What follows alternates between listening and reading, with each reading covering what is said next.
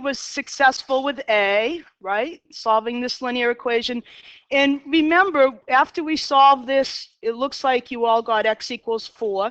And this is the way we're used to writing the final solution, as a mini equation with your variable on one side and your constant on the other. And again, I just want to point out that our author and what you'll see in MyMathLab for an answer is you'll see something like that, which represents what elements are part of this solution set. And in the case of a linear equation like this, there's only one answer, and so all you're obligated to do on MyMathLab is put 4 in. Now, how you answer it on a quiz or a test, you can do either of these ways. I don't care, they're both the same to me. Okay, so whatever you like. Probably most people are going to be used to doing it this way, but I just want you to be aware for homework, that's what they want you to do. And as I look around the room, it looks like everybody was successful with B, and you got the solution 3, and everybody checked it, and 15 equals 50 and all the way around. So that looks good. And then what's, I think the whole crux of today's class is really, what do we do with equations like this? So why don't you take a look. Let's see if I can make the boards a little less messy for you, so that I want you to just kind of take a look around the room and see how people approached number C. And that's where our discussion really lies today. So take a look at C on each board and see if you notice any differences between how people approach these problems. So let's erase everything except for C. And then talk about it in your groups to see if you can come up with what's different and what's the, and if there's anything the same, how you would discuss that with me in the class. Is this, oh, this is the challenge route. Okay. So take a look at it, see what you think.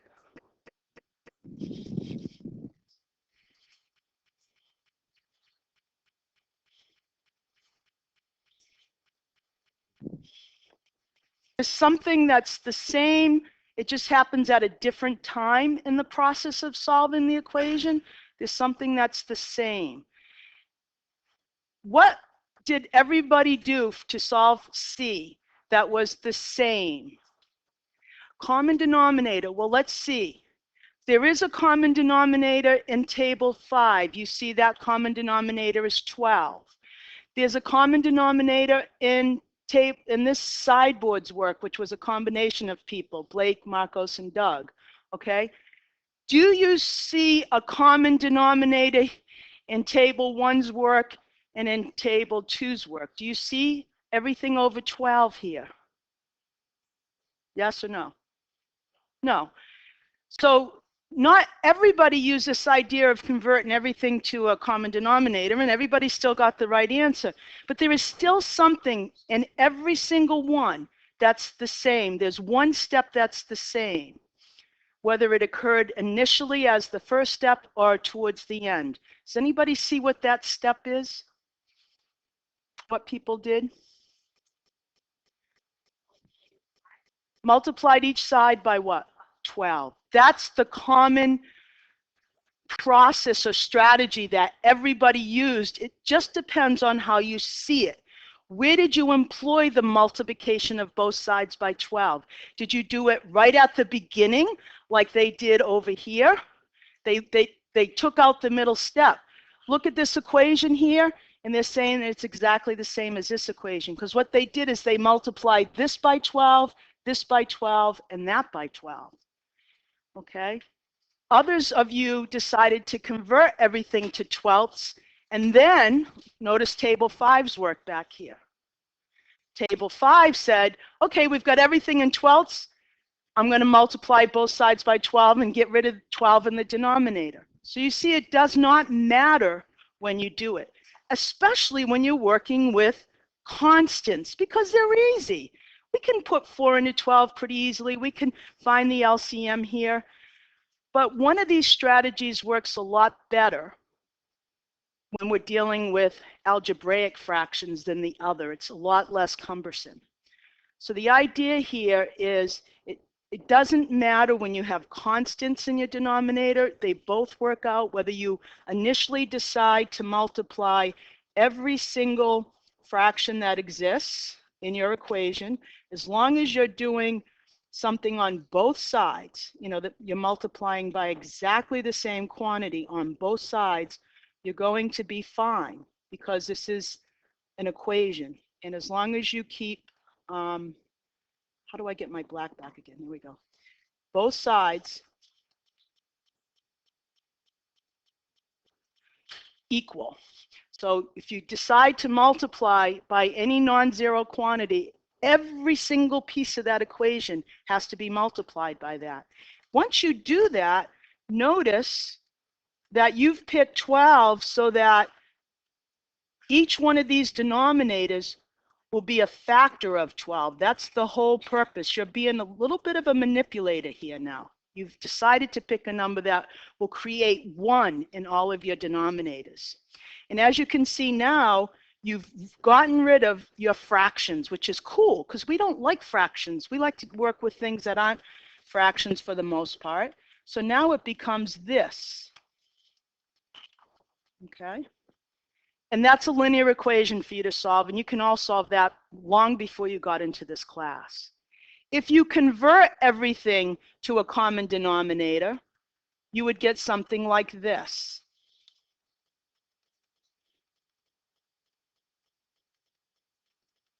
Okay? If you make everything into common denominators, you get that equation. Notice the numerators here, this equation is exactly the same as this one. But you still have all that fraction kind of messing with your visual field. And a lot of you will continue to work on this. You know, you'll do this type of thing and you'll say, okay, this is 2 plus 8 minus 4x all over 12. And you'll do this kind of thing and you'll be feeling okay, I guess. And then you get down here. And a lot of times people stop at this point and they don't know what to do. And the point here is if you're trying to solve this equation, your denominators are already equal. There's nothing to solve there. The only thing, like I'm just going to use my arm to wipe out those denominators. This is what you have to solve is you set each numerator equal to each other, all right? So you can see here that if I continue with this process up here, I get exactly the same, exactly the same equation, okay? Exactly. I combine like terms here, and notice that's exactly the same, okay? So you might say at this point, does it really matter? And the answer is no, as long as you understand the process you're using and why it's legitimate. Where it really matters is when you have something that looks like this. So I'm going to skip the next page because this is exactly the same thing we just did.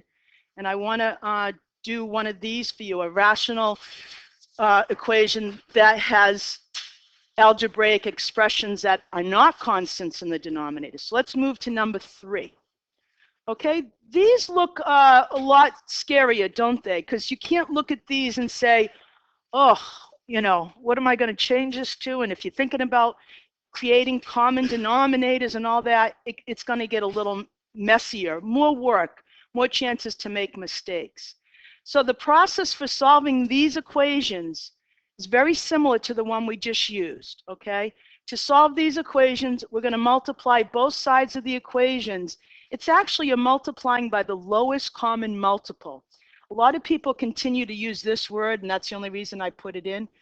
But lowest common denominator sort of forces you into thinking about making denominators. And we want to multiply each one of these by a multiple they all share so that we create 1 in the denominator. We want to get rid of the fractions. We want to clear them out. Okay? So there's one really important difference that you always have to consider before you start going to work on these. Before you even start your process, you have to say, what is the domain here? I mean, what values of x will make the denominator 0? Okay? So sometimes you go through elaborate work and you get down and your final answer is one of the things that makes the denominator 0. And if you don't do that at step 1, you're going to circle that as your answer, and really there's no answer. It's an empty set. There's no solution. So let's take a look at each one of these and let's just write the excluded values here. What can x not be in this very first one? -3. Let's try -3. 7 over 2 times negative 3, take away 5 over 3 times negative 3, well, equals 22 over 3. Well, I don't think that that's going to be the solution, but does this fraction have meaning if x is negative 3? Is 7 over negative 6 a legitimate number? Yeah. Is 5 over negative 9 a legitimate number? Okay. So that was a good guess. Any other guesses? Other than negative 3, that's going to cause us problems up here? How about 0? Is 0 going to cause us problems if x is 0? Yeah, because it's being multiplied by 2. So what would this first denominator be if x was 0? 0. And we can't have that, right? Not allowed. It's not allowed in our club if you're a 0 in the denominator. Okay. If x is 1/3, let's try that. We'd have 2/3 in the bottom. And what would we have here, Sam? What number 3 times 1/3? 1. And that's okay. All right. So the only one that's going to be the bugaboo here is if x is 0. Okay. What about this next one? Can anybody help me with that? Negative 2. Okay, so that's and positive 2. So x cannot be plus or minus 2. Because if we have a negative 2 here, we get a 0 in the denominator. If we have a positive 2 here, and similarly over here, since this is already the multiple of these two, it's going to be exactly the same results for the excluded values. Now, when we look at this one, there's something, as you can see, when these are already prime, it's really easy to look at them and tell what value of x is going to make the denominator 0. Just like this. We can look at that and we say x can't be 0. But when we look at the next one, it's a little harder because it's not factored. So anytime you get a denominator that's not a linear expression, like these are all linear because the highest exponent you see here is 1 on any of these. This is 1, that's 1, this is 1, okay? But now you have an expression here that's what we call a binomial. It has 2 terms and it's a second degree binomial. So here you can't look at it. You might be able to say, yeah, this is pretty easy, Linda. I know what the answers are. I can tell if I put a 0 in there, it's going to be a 0.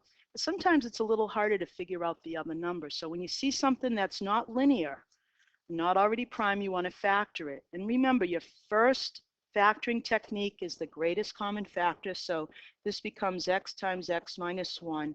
And now you can see what values of x will make either one of these factors 0. Again, 0, but we've already picked on 0, right? And what's the last number that's going to be trouble here? 1.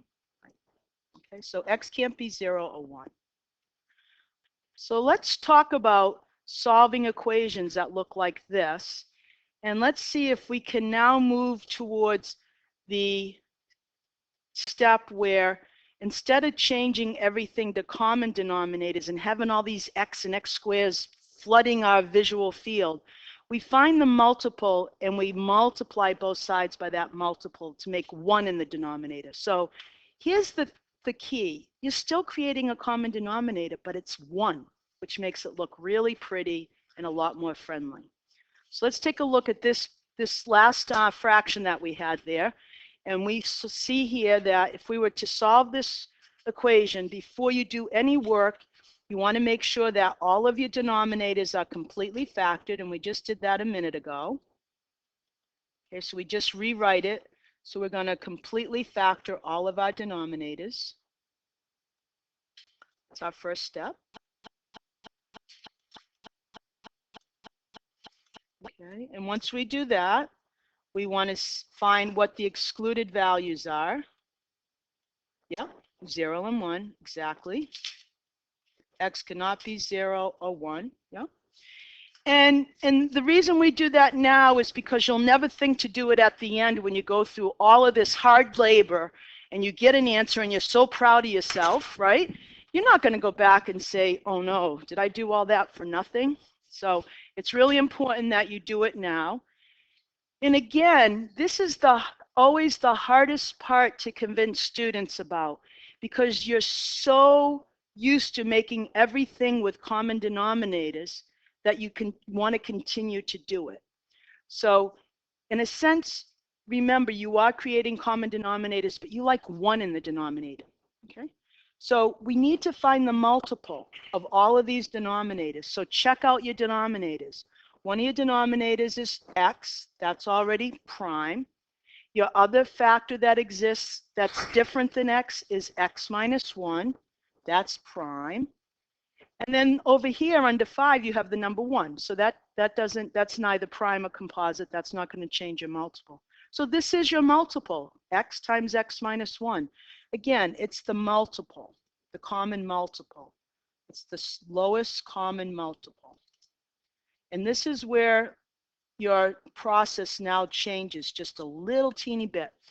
You're going to take that multiple and you're going to multiply everything on each side of your equation by that multiple. So let's put that in a different color when we do it.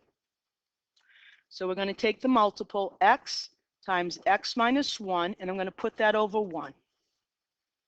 And I'm going to multiply it by the first fraction that exists on the left side of this equation. Okay? And whatever I do to one side of the equation, I must do to the other side of the equation.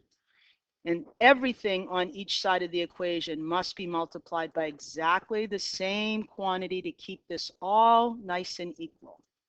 So I'm just going to take my time. I'm not in a rush. No Super Bowl this weekend. I can do my math homework, okay? Times x minus 1 all over 1. So you see the difference here is you're not multiplying each fraction by 1, top and bottom by the same quantity. You're multiplying the entire equation by the same quantity. That's the difference. So both are legitimate in mathematics. So now what you're going to see is you're going to see this beautiful thing happen. You're going to see all of these denominators become 1 because this factor right here is a common factor with this x in your multiple. So what you're left with here is x minus 1 times that green 1, right? Times 1, which is just x minus 1. Your next one, what disappears in your next term right here? What disappears here? Not disappears, but becomes a 1. The whole thing, right? Ooh, that's cool. This one, we got a common factor of x on the numerator and x in the denominator. That just becomes a 1. We have this factor x minus 1 cancels with the x minus 1 in the numerator. All we're left with is what? 1. Cool. Wow. That's kind of nice. I'm going to make that green because that's the original color. Okay. And now we go to the other side. Well, our denominator here was 1, so there's no common factor up top. So my right-hand side becomes 5, the green 5 that was originally there, times x minus 1.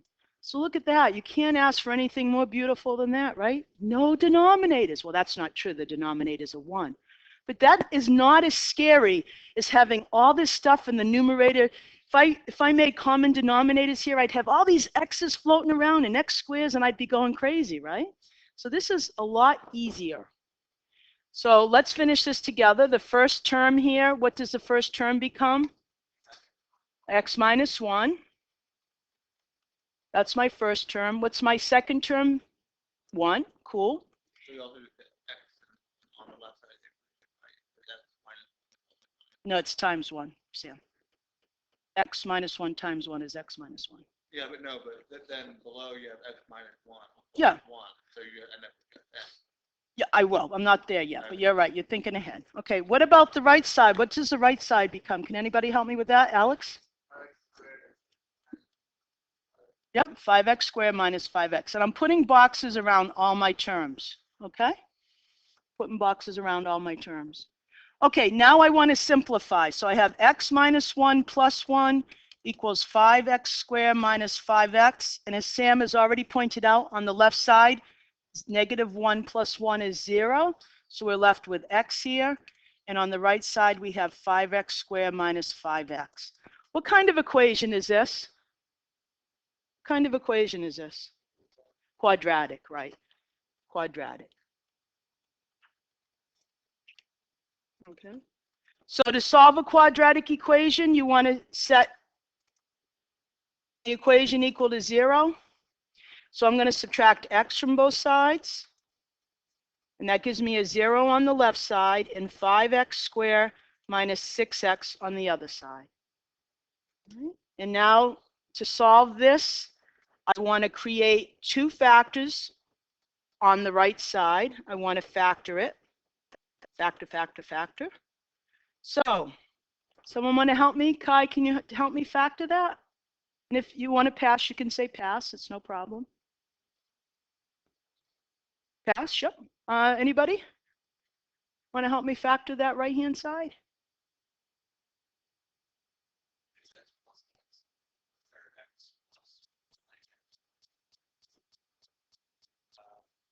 If we do an x plus something and an x minus something, we'd have a constant on the end here, like a plus or a minus of a number. What did I tell you I'm going to tattoo on my students' palms? Yeah, what is that called? Factor out an x. GCF. Literally, when we have a test, put GCF on your palm, okay? Because that's the one you always forget. Most of us think of the one that Moshe just mentioned, this kind of factoring, whatever, right? This is the kind of factoring we think, but that's not the only kind of factoring. The greatest common factor is the one that's going to get you out of hot water a lot of times. When you look at it, you go, what? What am I going to do with that? So don't forget, GCF is your greatest friend. All right, so now we have two factors. There they are, okay? And if we set this first factor equal to 0, that's one potential solution. We always got to think about whether it is or not. And then we set this equal to 0. And it's going to be a fraction, but no big deal. We can handle that. We solve this baby linear equation, and we get x equals 6/5. So now I'm not circling anything. Why? Because I've got to go back to the beginning to see, are any of these potential solutions excluded from my club? So let's go back to the very first couple of steps we did. Is 0 or 6/5 excluded from my club? Oh yeah, x can't be 0 because that would make the denominator 0. So you put a big fat X through that, and then you either circle this on a quiz or your homework, but if you're in my math lab, they'll probably want you to put it in the solution set. So that's the process for solving these types of equations. I'm just going to slowly go back up the page. And again, just take a look at each of the steps. Okay. All of the steps, folks, are written out for you under number 2. Every single step is right there. Okay. It's the steps that you all did, most of you did with this one with constants in the denominator. Okay, so you're all set to start your class activity, and you've got a half an hour to work on these problems. And this way I can help you individually if you run into any kind of problems. I'll sit with you.